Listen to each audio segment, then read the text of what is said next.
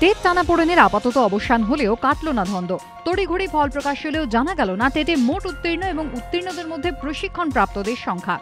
বুধবার বেলা 12টা নাগাদ হাইকোর্টের সিঙ্গল বেঞ্চ জানিয়ে দেয় প্রাথমিকে নিয়োগের ক্ষেত্রে অগ্রাধিকার পাবেন প্রশিক্ষিতরাই।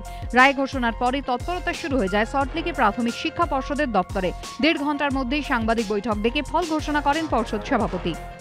150 নম্বরে পরীক্ষা হয়েছিল, তার 60% যারা পেয়েছেন তাদের রেজাল্ট আসবে কোয়ালিফাইড।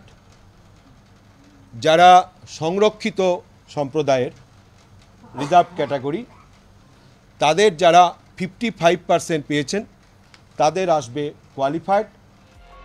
কিন্তু 20,01,301 জন পরীক্ষার্থীর মধ্যে টেটে উত্তীর্ণ সংখ্যা কত?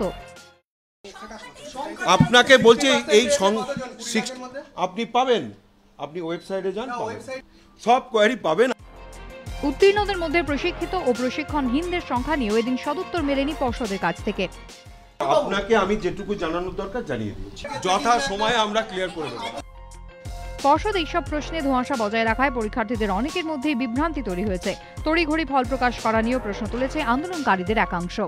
2015 সালে টেট পরীক্ষা হয়েছিল, যার প্রশ্নপত্র সবাই জানে, যারা নন টেন তাদের হাতে পৌঁছে দেওয়া হয়েছিল।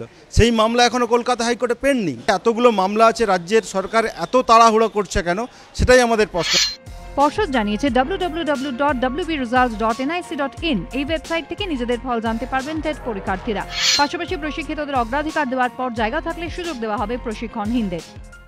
নিয়োগের ক্ষেত্রে প্রশিক্ষণপ্রাপ্ত অগ্রাধিকার পাবেন, এটাই মহামান্য আদালতের আদেশ। শিক্ষা মহলে অনেকেই অবশ্য বলছেন পর্ষদের এই ঘোষণা নিঃসন্দেহে সাধুবাদযোগ্য, কিন্তু রায় ঘোষণা হলো, তৎপরতার সঙ্গে ফল প্রকাশও হলো, কিন্তু জানা গেল না উত্তীর্ণদের সংখ্যা। কৃষ্ণেন্দু অধিকারী ও সুদীপ্ত আচার্যর রিপোর্ট, এবিপি আনন্দ।